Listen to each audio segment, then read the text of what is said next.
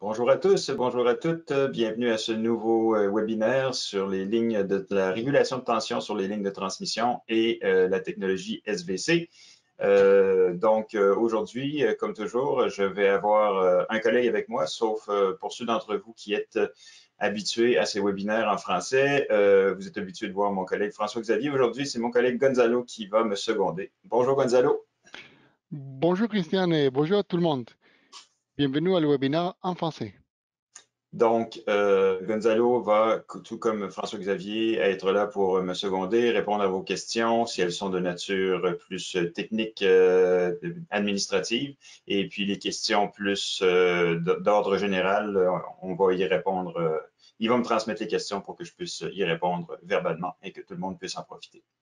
Donc, on attend une trentaine de personnes ce matin. Je vais, en attendant que tout le monde nous rejoigne, je vais vous soumettre encore une fois deux petits sondages pour me permettre de déterminer votre niveau de connaissance préalable du sujet dont on va parler aujourd'hui.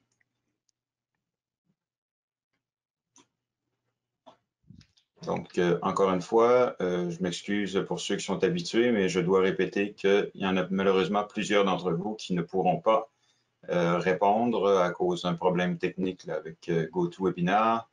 Vous allez essayer de cliquer sur la réponse et ça ne fonctionnera pas. Mais j'ai quand même en général à peu près la moitié des gens qui sont capables de répondre et ça m'aide à déterminer votre background. OK, on est à peu près à 40% des gens qui ont voté. La majorité d'entre vous connaissent pas du tout ou assez peu la régulation de tension.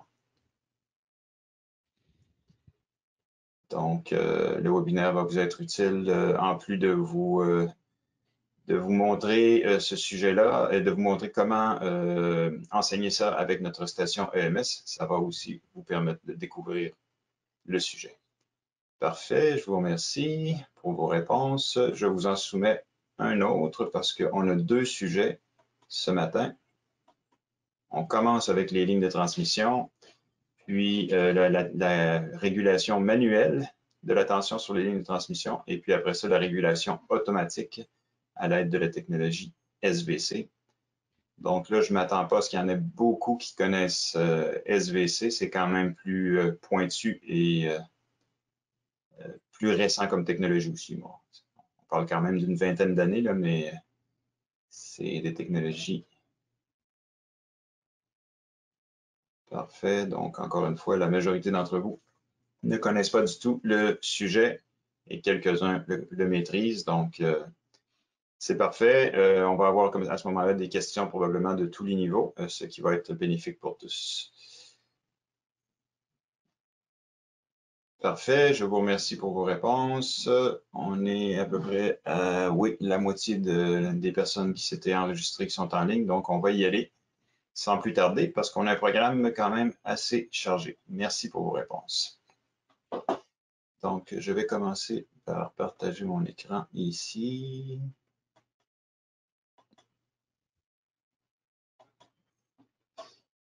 Voilà, et on lance la présentation.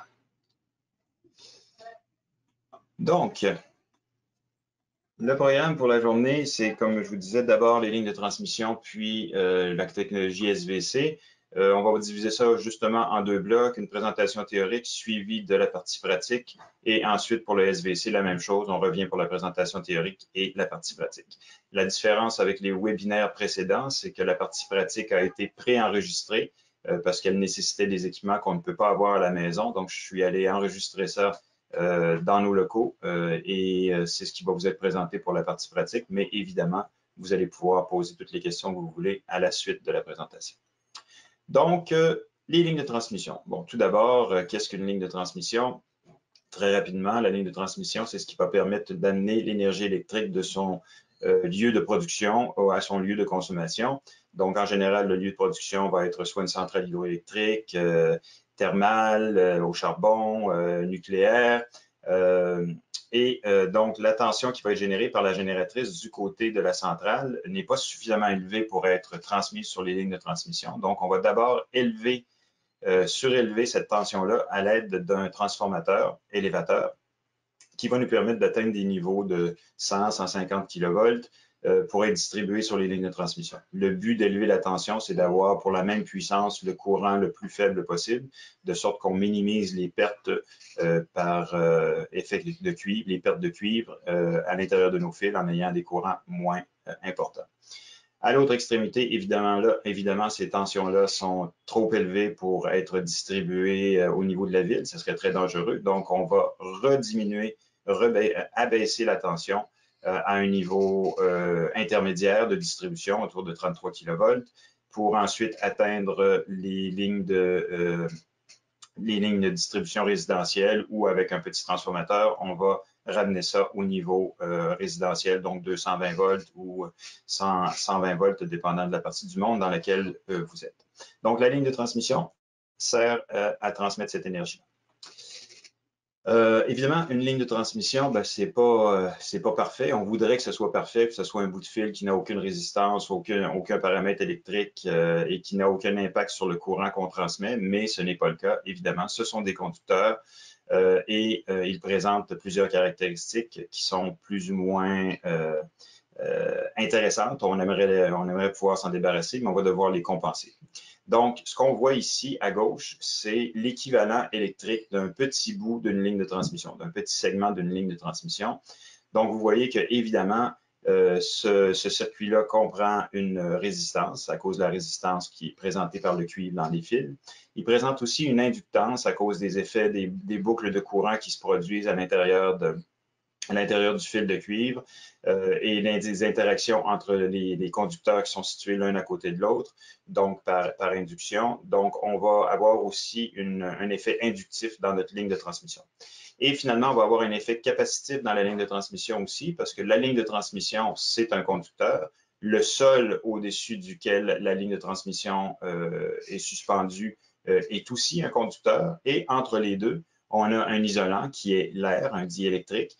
Donc, on se retrouve en situation exacte d'avoir un condensateur. Donc, on a aussi un effet capacitif dans notre ligne de transmission. Donc, toutes ces composantes parasites-là de notre ligne de transmission doivent être compensées. On voit ici que ça, évidemment, c'est pour une seule ligne, et puisque nos lignes de transmission sont toujours triples pour transmettre la tension triphasée, bien, on va avoir 3 fois ce petit circuit équivalent-là qui est répété. Comme je vous disais, le circuit que je vous présentais, c'est l'équivalent d'un court segment d'une ligne de transmission de quelques kilomètres, on va dire de 1 kilomètre.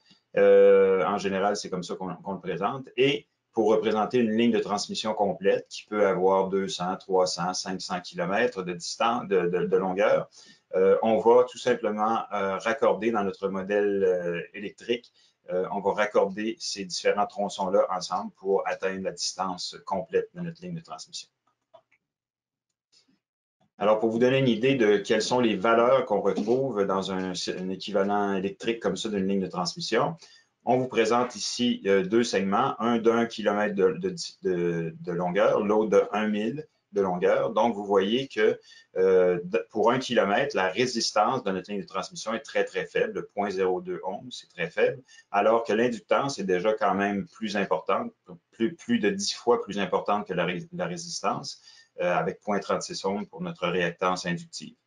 Pour ce qui est des condensateurs, vous voyez que, en passant les condensateurs, là, dans le modèle mathématique qu'on fait, on présente 2 condensateurs, un à chaque extrémité, parce que ça permet de mieux modéliser le comportement de la ligne de transmission plutôt qu'avoir un seul condensateur de double capacité à une seule extrémité.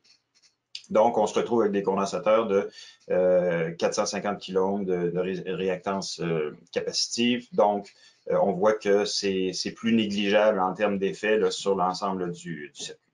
Évidemment, ces paramètres-là sont un petit peu sont multipliés par 1,5 à peu près pour la distance d'1 000.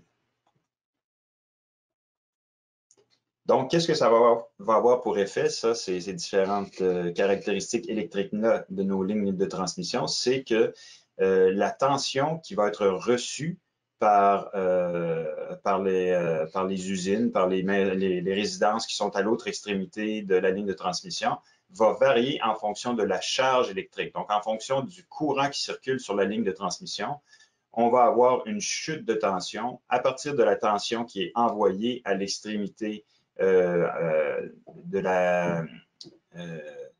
je l'ai dit toujours en anglais, c'est le sender and receiver, donc du côté de l'envoyeur, ou en tout cas du côté de la source, on va d'abord appeler ça la source, on a une certaine tension du côté, si vous voulez, de notre centrale énergétique. On a une tension qui est envoyée et cette tension-là va varier tout au long de la ligne de transmission en fonction du courant qui circule dans la ligne de transmission. Donc, on voit que si on avait une charge capacitive à l'autre bout, purement capacitive, ce qui est plutôt rare, la tension aurait tendance à augmenter. Donc, la tension du côté du récepteur serait plus élevée que la tension du côté de la source. Et on va voir un exemple mathématique de ça dans un instant. Si la charge est résistive, la tension va diminuer avec la charge. Donc, plus la charge augmente, plus la tension reçue va être faible. Et on voit qu'avec une charge inductive, c'est encore pire. La tension du côté récepteur diminue encore plus rapidement avec la charge. Donc, évidemment, il faut compenser ça parce que les appareils qui sont branchés du côté de la récepteur de la ligne, ils s'attendent à recevoir une tension fixe, soit de 120 volts ou de 220 volts. Et si cette tension-là varie trop, les appareils peuvent commencer à moins bien fonctionner ou ne pas fonctionner du tout. Donc, il faut absolument s'assurer que notre tension demeure constante du côté récepteur. Donc, c'est le sujet d'aujourd'hui, de voir comment on peut pallier à cette chute de tension-là. Petit exemple numérique ici pour comprendre qu'est-ce qui se produit avec une charge résistive. Là, on prend juste une charge résistive ici. On pourrait faire la même chose avec les autres types de charges. D'ailleurs, dans le manuel, il y a un exemple complet avec chaque type de charge. Mais là, ici, juste pour comprendre le principe. Alors, vous voyez notre circuit qu'on a simplifié. On a enlevé les condensateurs. On a enlevé la résistance de la ligne de transmission parce qu'elle est quand même assez négligeable pour une petite distance. Donc, souvent, on va simplifier notre ligne de transmission en la représentant uniquement par une inductance qui est la composante la plus importante de la ligne de transmission. Donc, j'ai ma ligne de transmission ici. Ici, j'ai la charge du côté de l'utilisateur et on parle d'une charge résistive. Et on a notre source à 133 kV.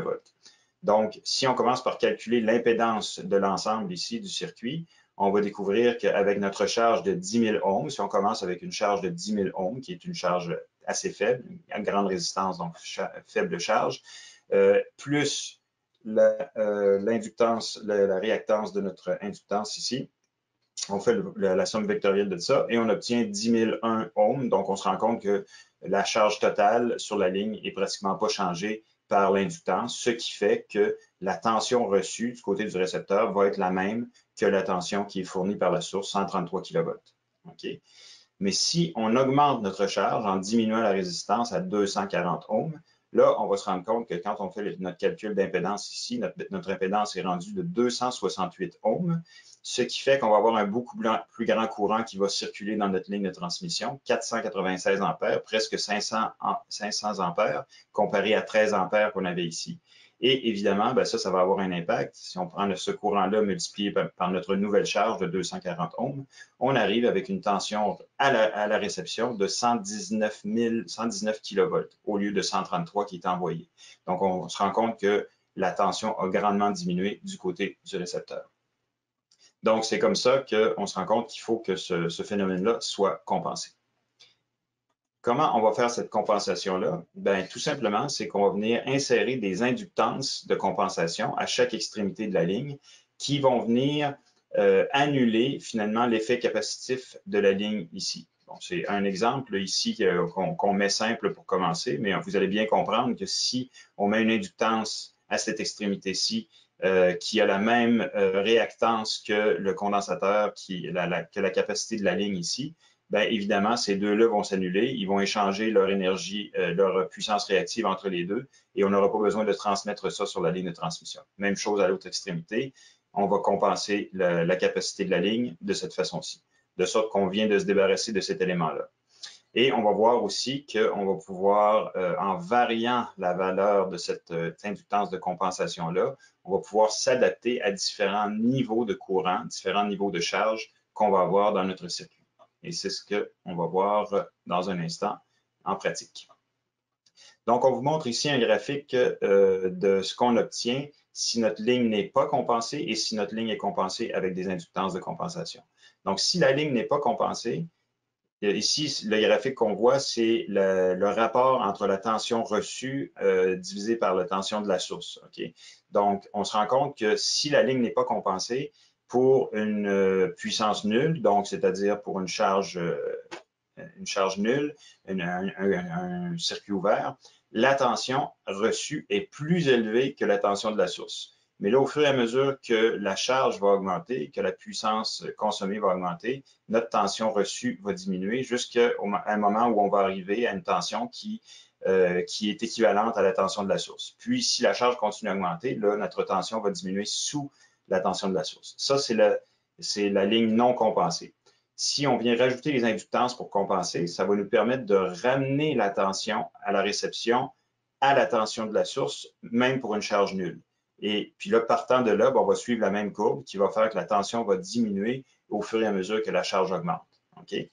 Donc, la beauté, c'est que, évidemment, ça, c'est compensé parce qu'il y a des inductances. Donc, ça veut dire que si, à un certain moment, on considère que la tension est rendue trop basse, on va pouvoir enlever l'inductance du circuit et on va retrouver la tension de la ligne non compensée. Et c'est ce qu'on voit ici, dans ce circuit-là. Donc, c'est ce qu'on va faire. On va garder nos inductances de compensation insérées dans le circuit jusqu'à un certain point. Puis, on va enlever les inductances de compensation pour retrouver la tension à la réception plus élevée de la ligne non compensée. Et partant de là, on va pouvoir continuer à augmenter notre charge. Donc, ça va nous permettre de rester proche de la tension nominale de 120 ou de 220 volts plus longtemps, si vous voulez, à l'aide de ce stratagème.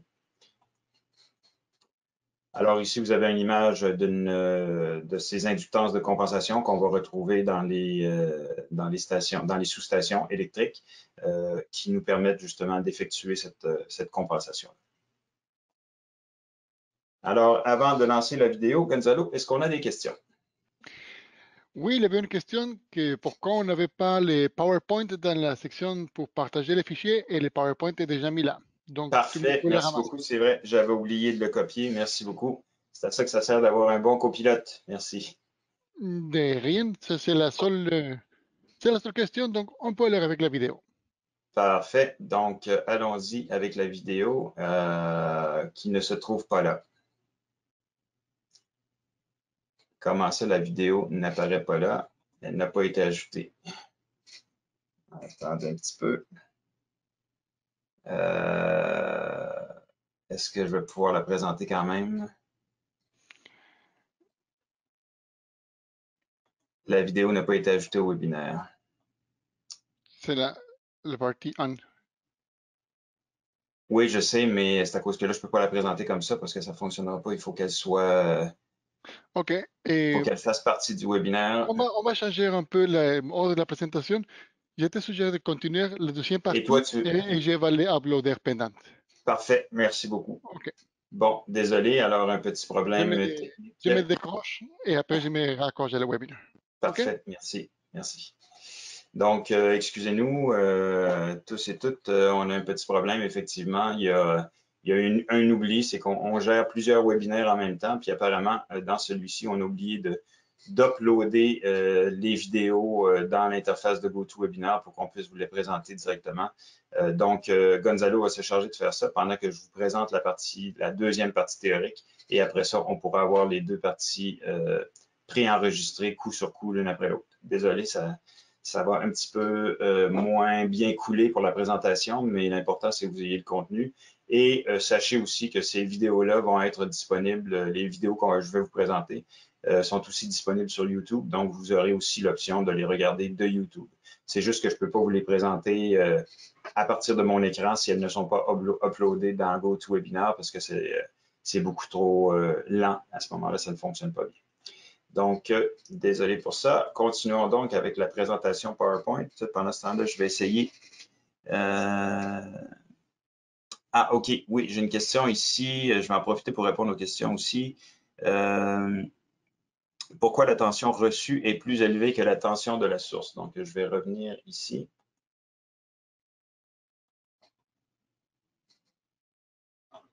En fait, c'est ça ici. Je repars ici. Donc, pour vous faire la démonstration complète, c'est sûr que si j'avais, pour répondre à cette question-là, pourquoi la tension reçue est plus élevée que la tension de la source quand on est en situation de charge infinie, pas de charge infinie, mais de résistance infinie, ou si vous voulez, de circuit ouvert à l'autre extrémité, c'est tout simplement dû à la nature capacitive de la ligne de transmission dont je vous parlais, à cause de ces condensateurs-là ici.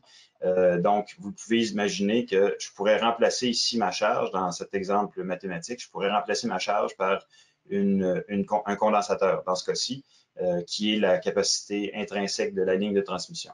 Mais si je fais ça ici, je vais me retrouver avec mon condensateur ici va venir faire augmenter en fait la résistance totale ici. L'impédance totale va être plus grande que 10,001. Ça va diminuer le courant, ce qui va faire en sorte, je m'excuse, non, je vais avoir une résistance une impédance plus petite ici, ce qui va augmenter le courant et ce qui va faire en sorte que ma tension ici va être supérieure. Il faudrait que je fasse l'exemple mathématique complet là, pour que vous voyez bien, mais ça fait en sorte, à cause des condensateurs et de l'effet qu'ils ont sur l'impédance totale de la ligne, ça fait en sorte que le courant augmente dans la ligne et que donc la tension à la sortie est plus élevée que la tension que j'aurais aux bornes de mon condensateur finalement ici, et elle serait plus élevée que la tension de la source.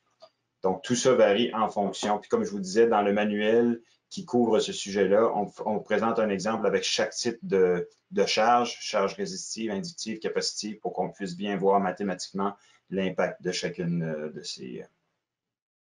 ces charges-là.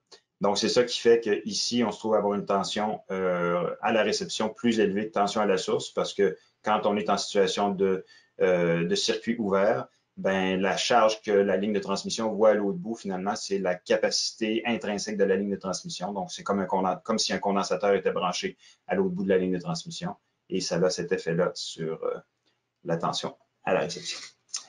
La tension à la charge n'est pas plus élevée que à la source. Elle est égale. 2 fois? Non, pas 2 fois.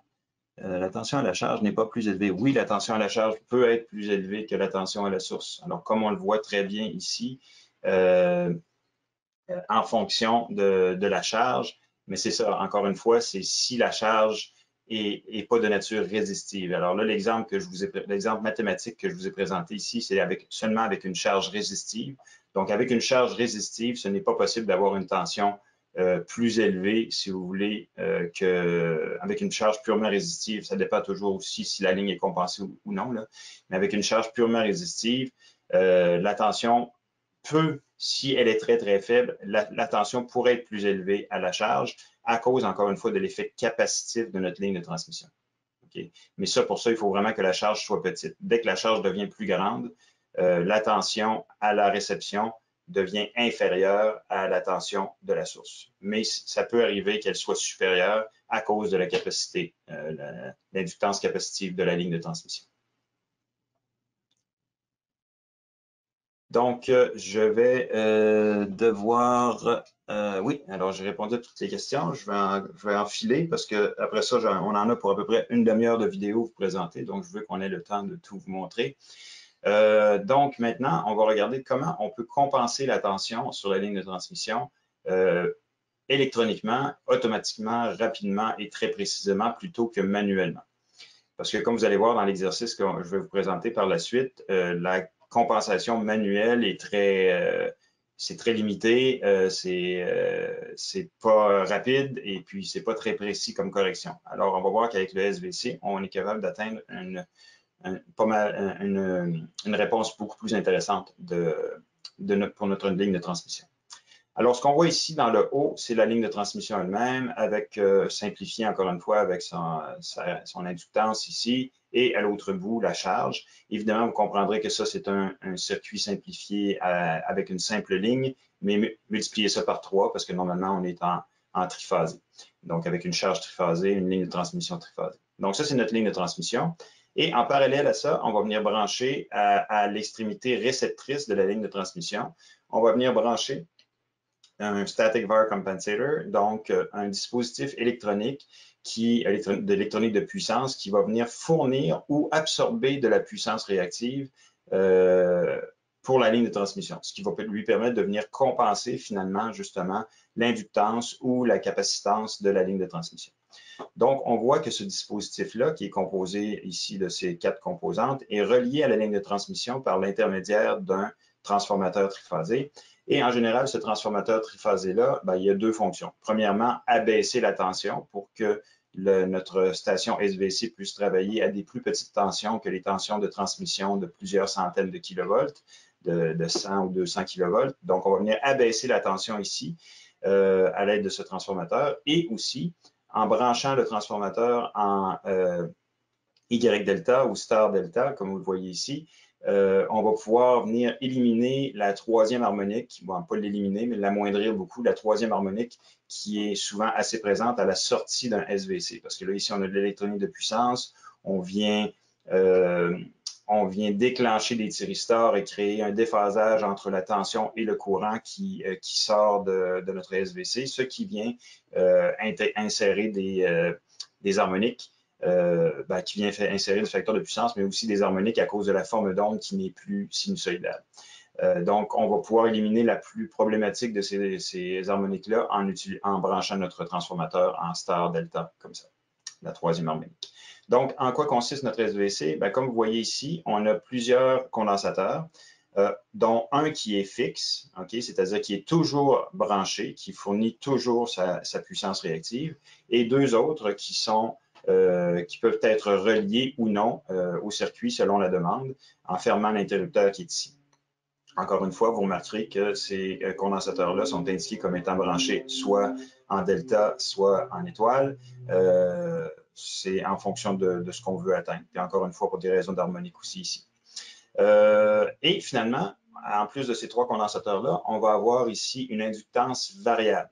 Alors, le but de l'inductance variable, ça va être de pouvoir venir adapter très précisément la puissance réactive produite par la station SVC pour être exactement égale à la puissance réactive dans la ligne de transmission au besoin. Parce que vous comprendrez que les condensateurs ici sont entiers. Donc, quand on insère un condensateur dans la ligne, il fournit toute sa puissance réactive d'un coup. Il n'y a aucune façon de moduler la puissance réactive produite par chacun de ces condensateurs-là. Donc, avec une inductance variable, l'inductance variable va pouvoir permettre d'absorber une partie de la puissance réactive fournie par les condensateurs et absorber aussi la puissance réactive qui serait fournie par la ligne. Quoiqu'en général, c'est plutôt l'inverse. La ligne a besoin qu'on lui fournisse de la puissance réactive plutôt que d'en absorber.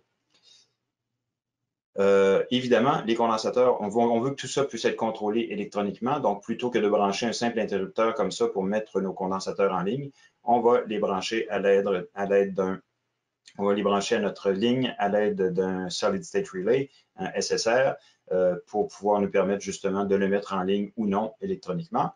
Et notre reactor, qu'on appelle en anglais, notre inductance, va aussi être relié à la ligne de transmission par une paire de thyristors comme ça. Sauf que ici, les thyristors sont en tout ou rien. Donc, c'est soit qu'ils sont totalement en conduction ou totalement en circuit ouvert. Le condensateur est toujours branché au complet ou pas du tout.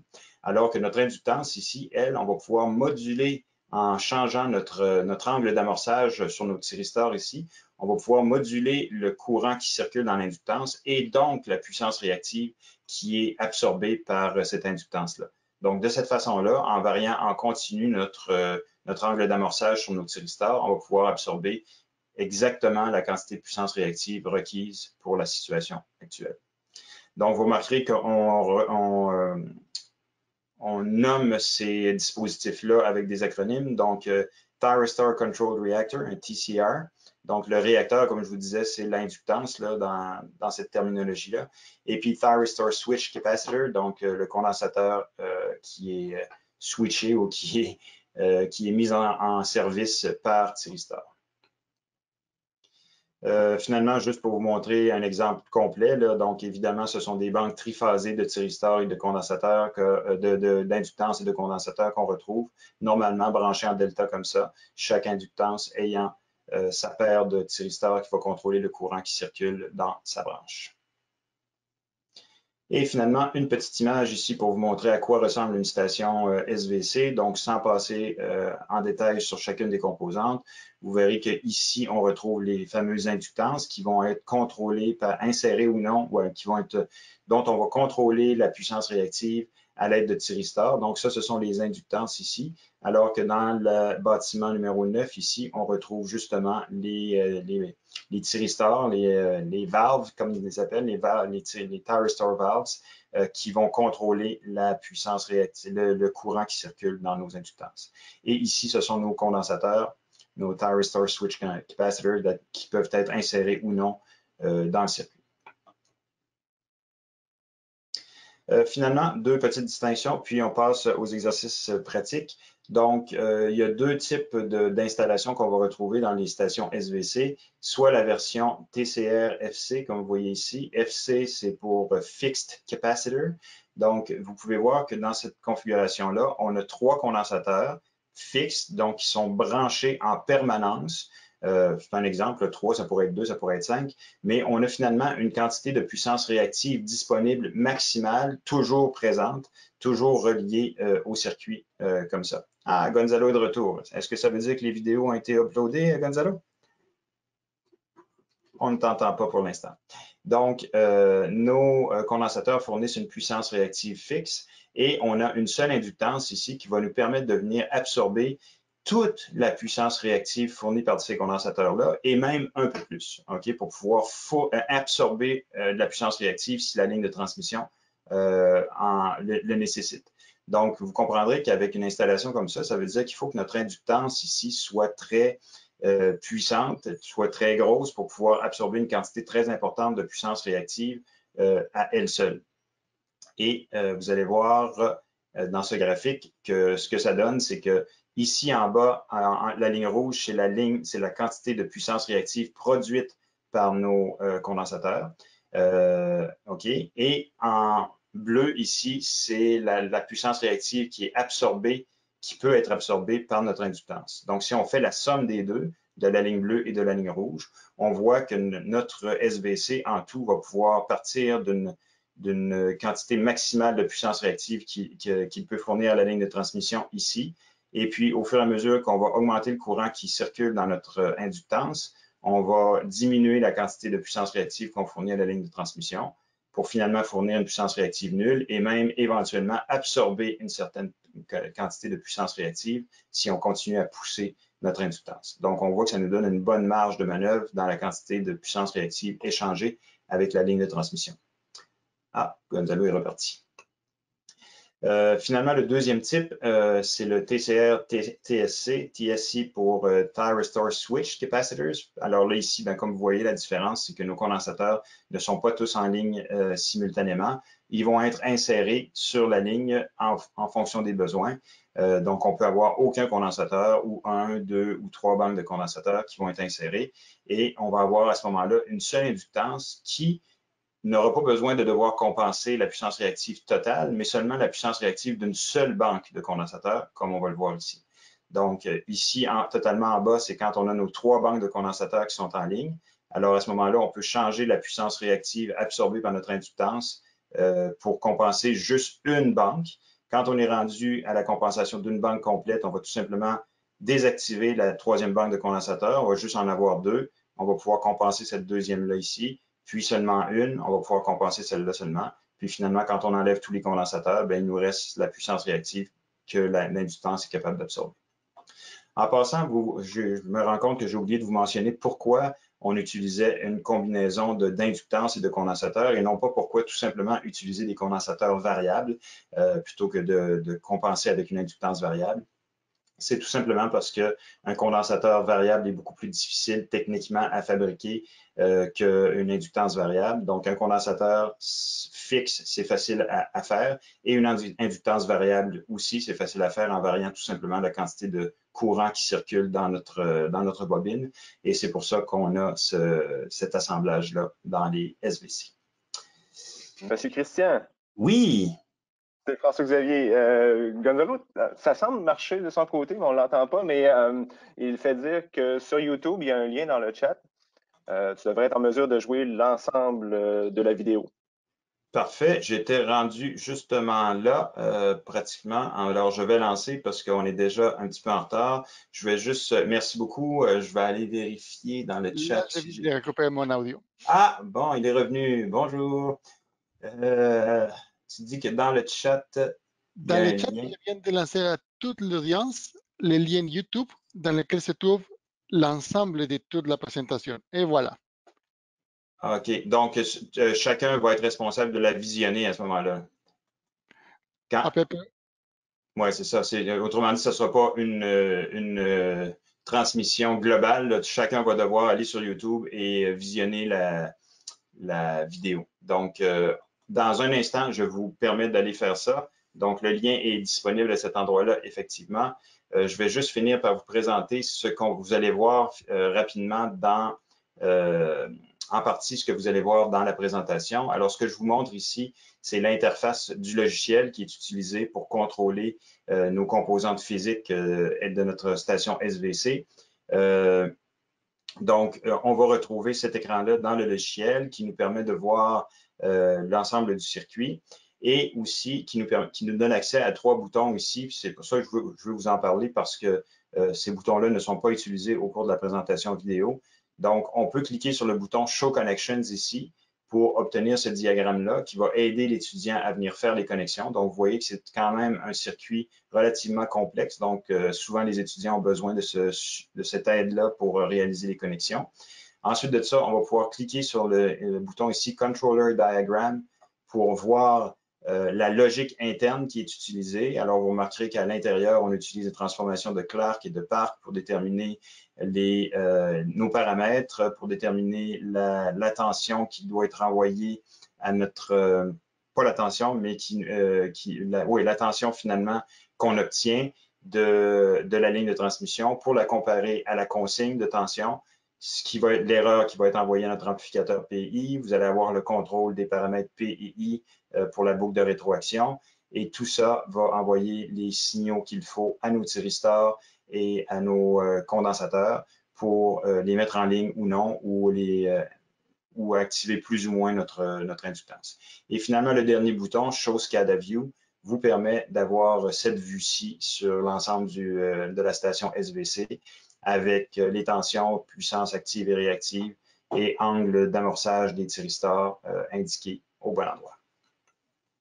Donc, c'est parfait. Je vous suggère maintenant d'aller voir la vidéo dont on vous a copié le lien dans la boîte de chat.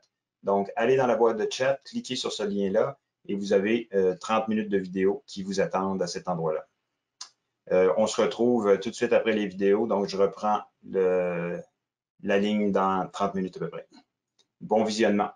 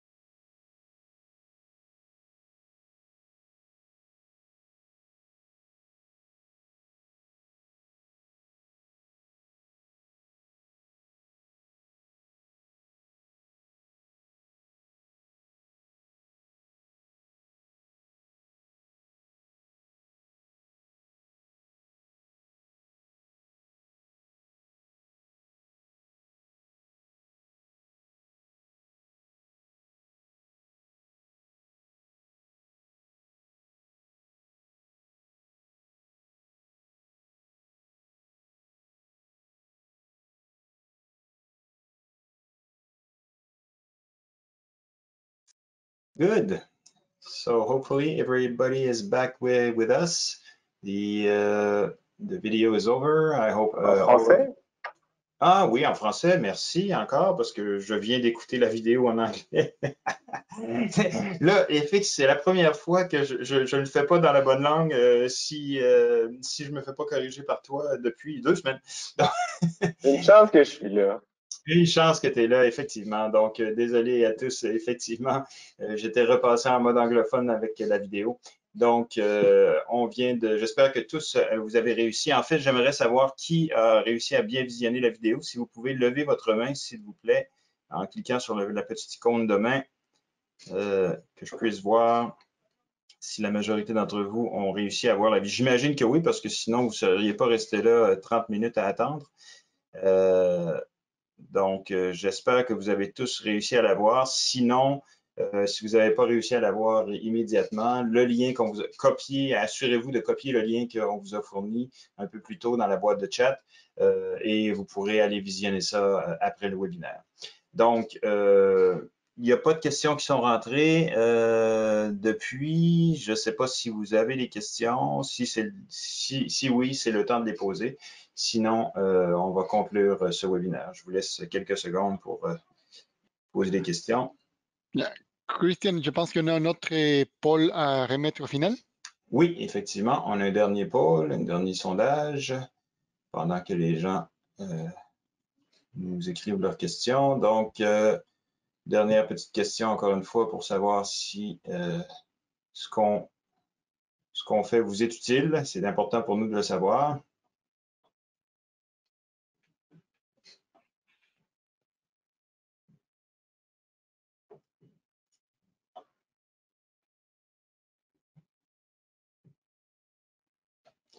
Donc, sachez qu'en passant, c'est vrai, j'ai oublié de vous dire, la première partie de l'expérience d'aujourd'hui, la partie sur les lignes de transmission, cette partie-là peut être faite entièrement avec notre simulateur LVSIM. Okay? Je l'ai fait avec le vrai équipement parce que j'étais sur place pour le SVC de toute façon.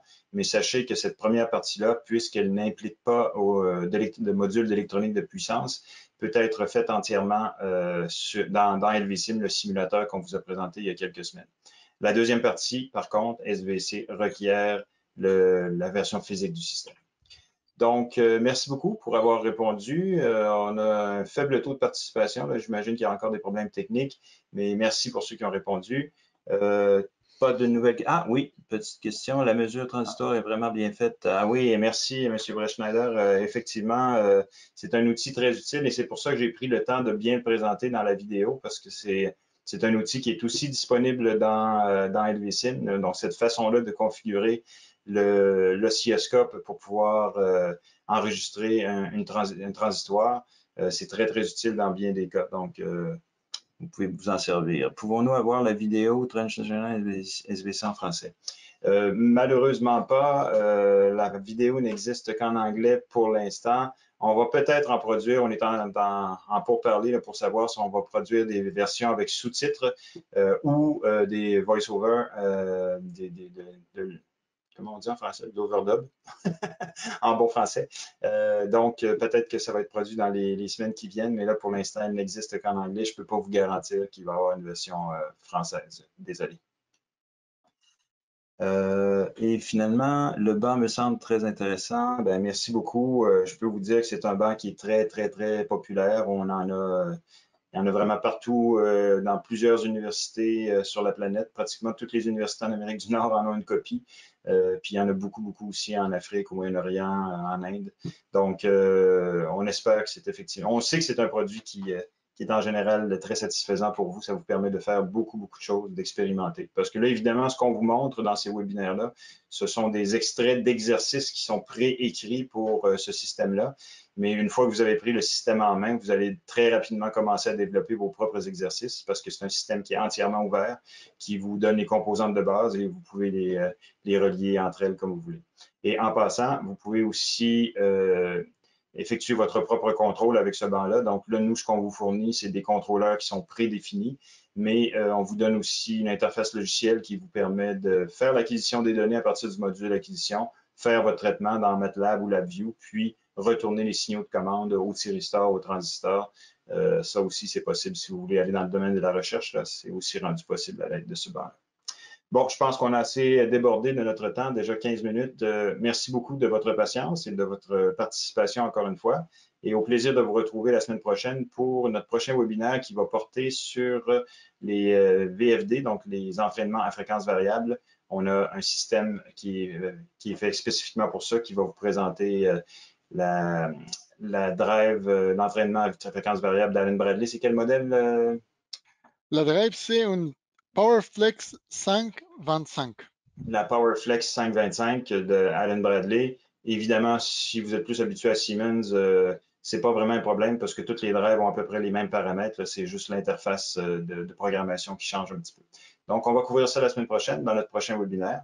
D'ici là, on va vous souhaiter une excellente fin de semaine. On espère que le temps est aussi beau chez vous que chez nous. Nous, ici, c'est vraiment l'été avant le temps. Et on se retrouve la semaine prochaine. Merci encore une fois, Gonzalo et FX, pour votre soutien. Un plaisir. Merci. À la prochaine. Au revoir.